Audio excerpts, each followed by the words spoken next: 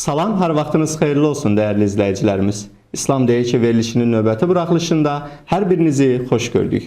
Dua qaranlıqlar içində yanan bir nur, susan dillərin danışan səsi, titrəyən qəlblərin pənahıdır.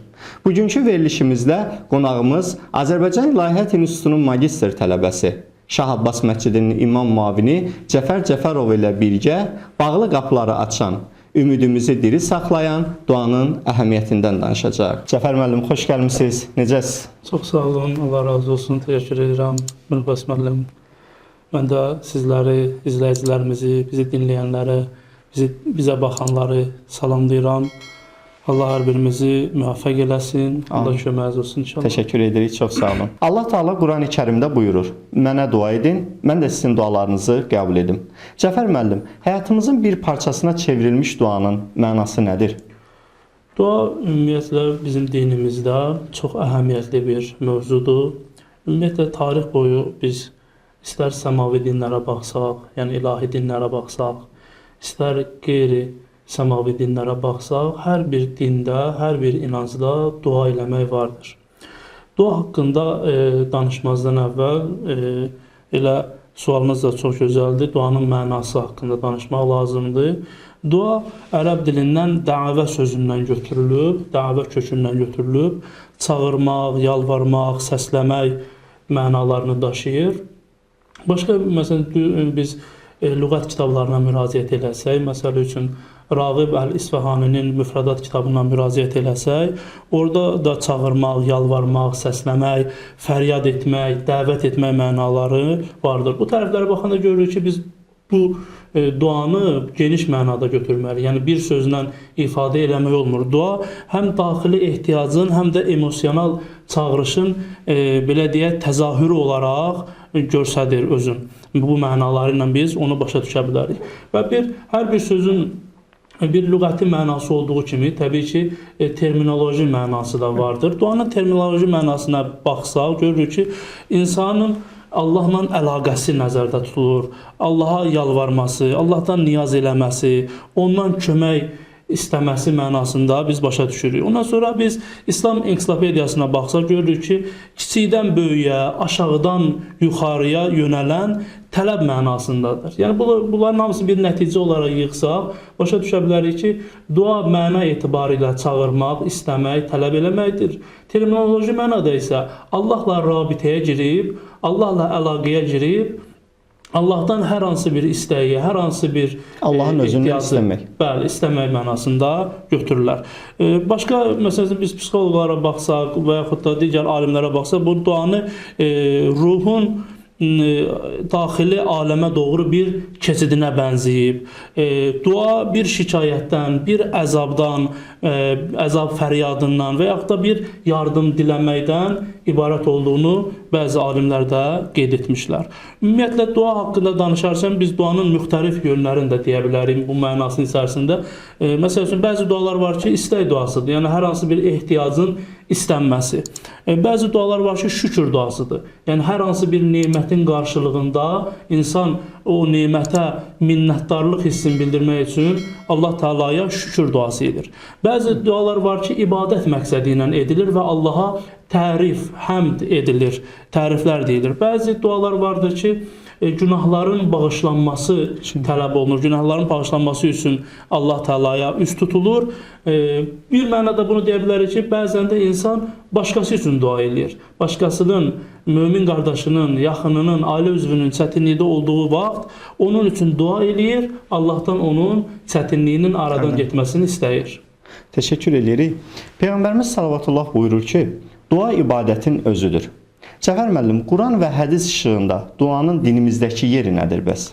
Biz dediyimiz kimi dua bütün dinlərdə mövcud olan bir ayindir, bir ibadət növüdür, bir çağırışdır. Təbii ki, İslam dinində də duaya çox əhəmiyyət verilir. Biz Quran-ı Kərimə də baxanda, hədislərimizə də baxanda dua haqqında çox geniş bir bəhs olunan mövzu görürük ki, çox geniş bəhs olunub. Məsələn, Quran-ı Kərimdə biz Furqan surəsinin 77-ci ayəsinə baxanda görürük ki, Allah Teala buyurur ki, əgər duanız olmasa, Rəbbinizin yanında nə qədər qiymətiniz olar?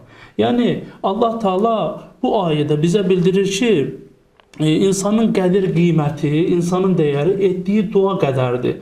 Dua vasitəsilə insan dəyərə çata bilir. Və yaxud da başqa bir ayədə, məşhur ayədir, Bəqərə surəsinin 186-cı ayəsində Allah Teala buyurur ki, Bismillahirrahmanirrahim və izə səaləkə ibadi anni fə inni qaribun ucibu dəvətə da'i izə da'an. Buyurur ki, ya Rasulum, ey Peyğəmbərim, bəndələrim məni səndən soruşduqda mən onlara yaxınam. Dua edib məni çağıran zaman onların duasını qəbul edirəm. Bu ayə çox maraqlı ayələrdən biridir. Biz Quran-ı Kərimin üslubuna baxanda Allah Teala Peyğəmbərinə hər hansı bir məsələ barəsində buyuranda ki, ya Peyğəmbər səndən filan şeyi soruşurlar, onlara de. Yəni orada qul kəlməsini Allah Teala orada gətirir, de kəlməsini gətirir. Amma burada bu ayədə Allah Teala buyurur ki, bəndələrim məni səndən soruşsalar, de kəlməsini həmin araya salmır. Dərhal deyir ki, mən onlara yaxınam. Bəndələrim səni məndən soruşsalar, mən onlara yaxınam. Allah Teala yaxınlığı bildirmək üçün qul kəlməsini belə aradan çıxarmışdır. Allah Rəsulun belə aradan çıxardır orada. Ya Peyğəmbər de. Yəni o qədər yaxındır ki, bu de kəlməsini belə çıxarmışdır. Və buyurur ki, mən onların duasını qəbul edirəm. Mənə dua elədiyi zaman, dua etdikləri zaman, məni çağırdıqları zaman mən onların çağırışlarını qəbul edirəm. Yəni Allah Teala bizə vəd verir ki, insan dua eləsin. Dua elədiyi zaman mən onların duasını qəbul edəcəyəm. Quran-ı Kərim də deyir ki, mən sizə şah damarınızdan da yaxınam. Bəli, şah damarınıza da yaxınam. Yəni bu yaxınlıqdan istifadə edin, məndən istəyin. Məndən istəyin. Amma hədislərə baxdıqda isə bu barədə çoxlu hədislər vardır. Həzrəti Peyğəmbərimiz Allahın salamı olsun ona və əhl-i beytinə buyurur ki, dua müminin silahı, dinin sütunu, yerin və göylərin nurudur. Başqa bir hədisdə buyurulur ki, Allah Teala yanında duadan əziz bir şey yoxdur. Yəni bu hədisdən görür ki, ən əziz şey Allaha tərəf yönələrək dua eləməkdir. Və bir hədisdə mən əlavə olaraq bunu xüsusi qeyd eləmək istəyirəm. Çox təsirli və insanda maraq doğuran bir hədisdir. Həzrəti Peyğəmbərimiz buyurur ki, bütün gözəl ibadət, bütün gözəl əməllər ibadətin yarısıdır. Yəni biz ibadətləri bölsək, bütün yaxşılıqlar, bütün gözəl işlər, gözəl əməl ibadətin yarısıdır. Qalan yarısı isə duadır. Çox maraqlı bir hədisdir. Bütün nə qədər yaxşılıqlar var, onu iki hissəyə bölürük. Bir hissəsini tam olaraq dua belə deyək tutursa, digər hissəsini qalan yaxşılıqlar tutur. Yəni duanın bu qədər üstünlüyü vardır. Peyğəmbərimiz başqa bir hədisdə buyurur ki, insanların ən acizi dua eləməkdən aciz olan şəxsdir. Yəni insan ən azı bədən üzvləri işləməsə belə, gözləri görməsə belə, əlləri, ayaqları tutmasa belə, hətta dili olmasa belə, danışa bilməsə belə, ən azı qəlbən Allaha yaxınlaşıb dua eləyə bilər. Amma bunu da eləyə bilmirsə, hətta sağlamdır, heç bir məhdudiyyəti yoxdur, yenə də dua eləmirsə, bu ən aciz şəxsdir ki, həmin insan dua eləmir. İmam Rıza Aleyhisselamdan da bir hədis mən qeyd eləmək istəyirəm. İmam Rıza Aleyhisselam buyurur ki, Peyğəmbərlərin silahına qurşanın. Dedilər ki, Peyğəmbərlərin silahı nədir? Həzrəti İmam Rıza Aleyhisselam buyurur ki, Peyğəmbərlərin silahı duadır. Yəni duaya qurşanın, duadan yapışın, Peyğəmbərlərin silahı duadır. Başqa bir hədisdə də qeyd olunur ki, dua müminin silahıdır. Kumeyl duasında keçir ki, İlahi rəhm et o şəxsə ki, duadan başqa əlində heç bir şey yoxdur. Hətta siz danışdıqca belə bir hədis də yadıma düşdü. Allah Teala mələklərinə deyər ki, bir şəxs namaz qılır, namazdan sonra heç bir dua etmirsə, deyir onun namazını qaytarın onun özünə. Yəni o məndən bir şey istəmirsə namazdan sonra, deyir onun namazını qaytarın onun özünə. Bəli, belə bir hədis də dediniz yadıma düşdü. Bu hədisi də qeyd eləmək olar. Hədisdə qeyd olunur ki, bir bəndə dəstəmazı pozulduqdan sonra dəstəmaz almazsa mənə cəfa etmişdir. Davamında buyurur ki, bəndə dəstəmazı pozulandan sonra dəstəmaz alıb, dəstəmaz alandan sonra 2 rəkət namaz qılmasa mənə cəfa etmişdir. Davamında buyurur ki, həmin 2 rəkətdən sonra dua eləməsə mənə yenə cəfa etmişdir. Davamında isə buyurur ki, əgər o dua etdikdən sonra mən həmin bəndəmin, yəni bu proseslər keçəndən sonra həmin bəndəmin duasını qəbul etməsəm, mən bəndəmə cəfa etmiş olaram. Halbuki mən cəfakar Allah deyiləm. Bu hədis gözəl hədisi qüdsüdür. Bu da demək təbii ki, yəni Allah Taala bizə rəhmətin bəxş eləmək üçün bir dua istəyir, bir istək istəyir. Çətin bir şey deyil. Bəli. İnşallah ki, dua etməkdən heç vaxt aciz qalmayaq biz. Amin. Cəfər müəllim, bizim duaya ehtiyacımız varmı? Niyə dua edək?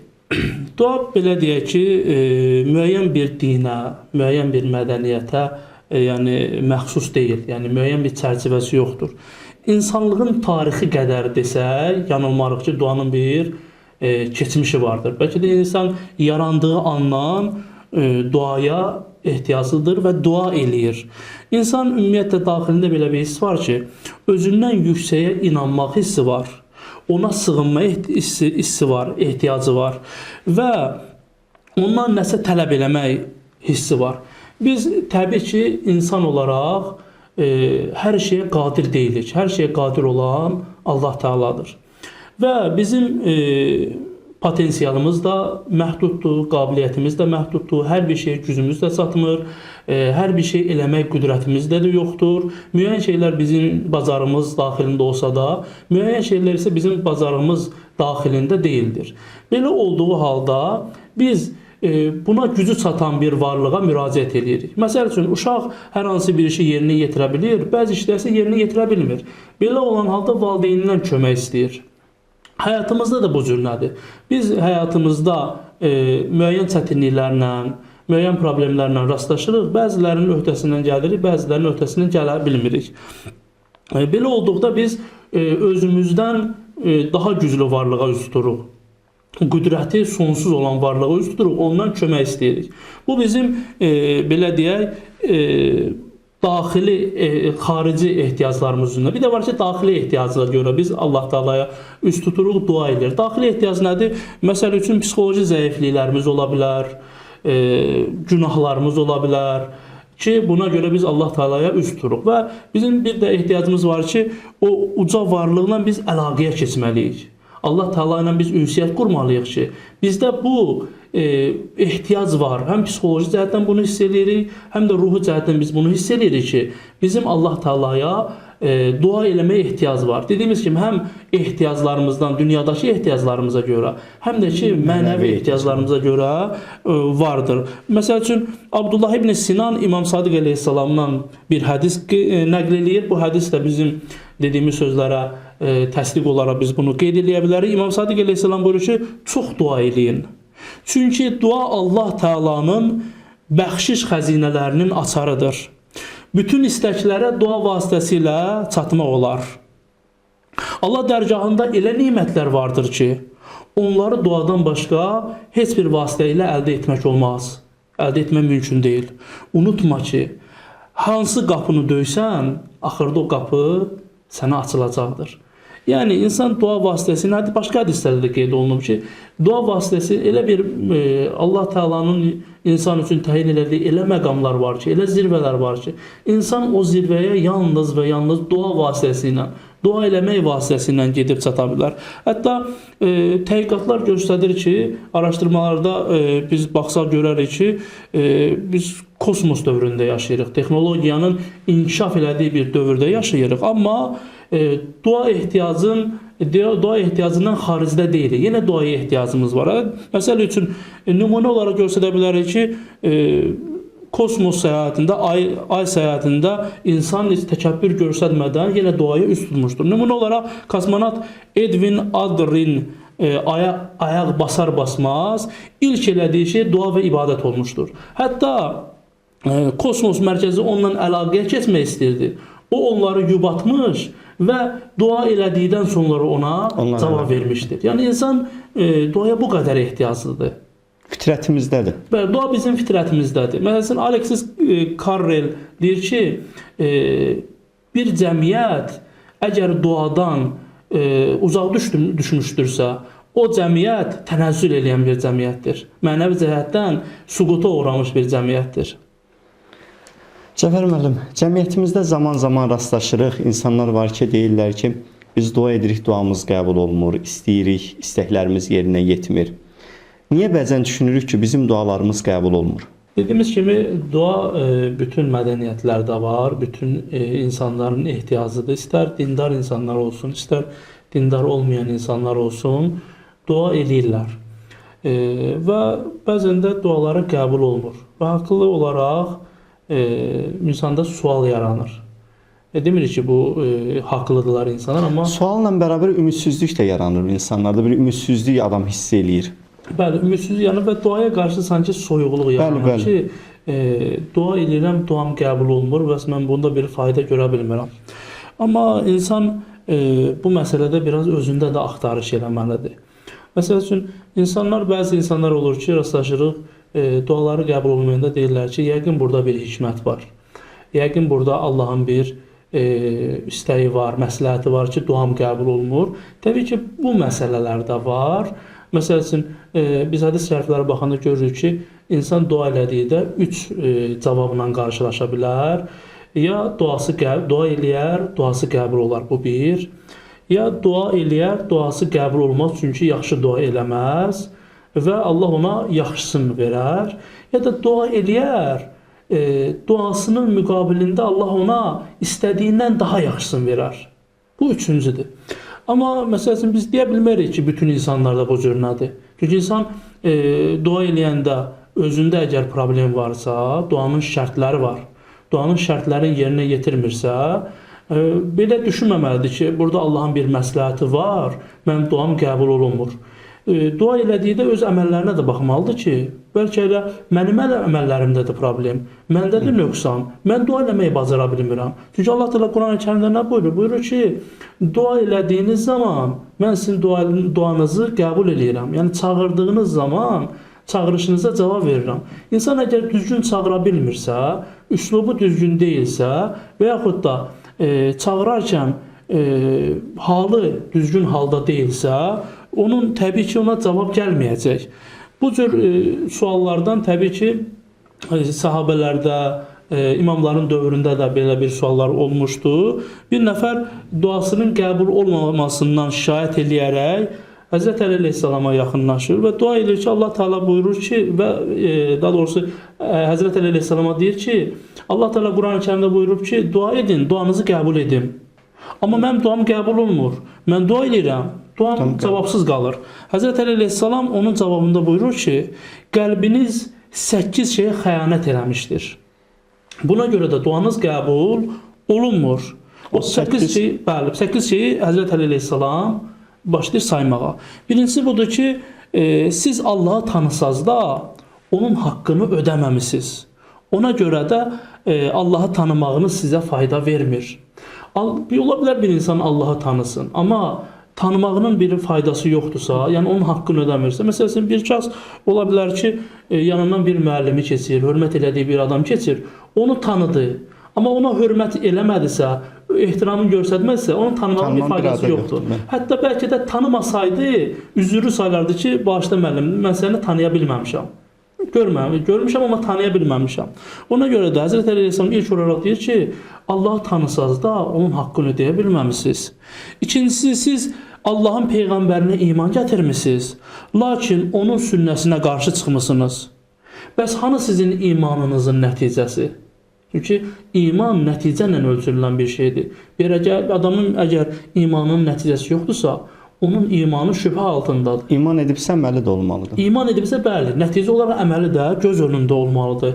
Ən azı nəticə olaraq bilməlidir ki, özü də və yaxud da Rəbbinə göstərməlidir ki, mənim imanımın nəticəsi budur ki, mən Peyğəmbərin sünnəsinə, Allahın hökmlərinə əməl edirəm. Baxın, ilk öncə Allah Teala'dan danışır, Həzrət Əli əleyhissalam, sonra Peyğəmbərimizdən danışır, sonra isə Allahın kitabını deyir. Üçüncü olaraq Allahın kitabını qeyd edir ki, siz Allahın kitabını oxuyursunuz, lakin ona əməl etmirsiniz. Eşitdik, tabi olduq desəniz də ona qarşı çıxırsınız. Qurani-Kərimə əməl eləmirsiniz. Sonra Həzrət Əli əleyhissalam əzab barəsində, qiyamət barəsində deyir ki, siz Allahın əzabından qorxduğunuzu deyirsiniz, amma davamlı olaraq əzaba yaxınlaşdıran işlər görürsünüz. Yəni cəhənnəmdən qorxduğunuzu deyirsiniz, amma ondan da çəkinmirsiniz. Çəkinmirsiniz. Dayıca əməllərində siz ona yaxınlaşdırır. Beşinci olaraq cənnəti biz hallara gətirir. Allahın mükafatını arzuladığınız halda davamlı olaraq bu mükafatdan uzaqlaşdıran işlər görürsünüz. Buna görə də dualarınız qəbul olunmur. Allahın nemətini yetsəz də onun şükrünü yerinə yetirmirsiniz. Buna görə duanız qəbul olunmur. Sizə şeytanla düşmən olmamağınız tapşırılıb. Siz də onunla düşmən olmadığınızı iddia edirsiniz. Amma əməldə şeytanla dostluq edirsiniz. Buna görə duanız qəbul olmur. 8-ci olaraq Hazreti Ali Aleyhisselam buyurur ki, siz cəmaatın eyiblərinizi qabartdığınız halda öz eyiblərinizi gizlədirsiniz. Özünüz dua qapılarını bağlamısınız. Duanızın qəbul olmasından necə ümid bəsləyirsiniz? Yəni dua qapısını bağlayan siz özünüzsünüz. Sonra da deyirik Allah bizim duamızı qəbul Bəli, eləmir. yəni insan qapını bağlayıb, hər şeyi bağlayıb üzərinə, sonra deyir ki, mənim duam niyə qəbul olmur? İnsan özünə qayıdır. İnsan düzgün yol tutmayıb, insan düzgün üslub tutmayıb, düzgün əməl sahibi olmadığına görə duası qəbul olmur. Həzrət Əli Aleyhisselam davamında buyurur ki, təqvalı olun, əməllərinizi düzəldin, əmr bil məruf, yəni yaxşılığa əmr edin, nəhy ənil münkər, pisliklərdən çəkindirin. Bunları eləyin ki, dualarınız qəbul olsun. Yəni nəticə etibarilə bunların hamısı bir yerə yığsaq, biz duanın qəbul olmaması çox bizə qayıdır. Bizim təqvasızlığımızdan, bizim əməl salih olmadığımıza görə biz dua qapılarını bağlayırıq. Ondan sonra sanki məsələn qışqırırıq, dua edirik, çağırırıq ki, kimsə cavab versin. Biz qapıları bağlamışıq. Qapılar da elə qapıdır ki, səs keçirməyən qapıdır. Ona görə bizim dualarımız bəzən qəbul olunmur. Cəfər müəllim, siz danışdıqca yadıma belə bir şey düşdü. Allah Taala bütün peyğəmbərlərə bir dua şansı verir, bir dua haqqı verir. Yəni o dua ediləndə qəbul olunur. Peyğəmbərimiz sallallahu əleyhi və səlləm bu dua haqqını qiyamətə saxlayıb. Arzum odur ki, duam odur ki, qiyamət günü Sirat körpüsündə Allah Rəsulü o dua etdiyi zaman, ümməti üçün dua etdiyi zaman bizlər də o ümmətin sırasında olaq, o sıralarda olaq. Amin, amin inşallah. Biz Peyğəmbərimizin həyatına baxanda, Peyğəmbərimiz daim öz ümməti üçün narahatçılığını biz görürük.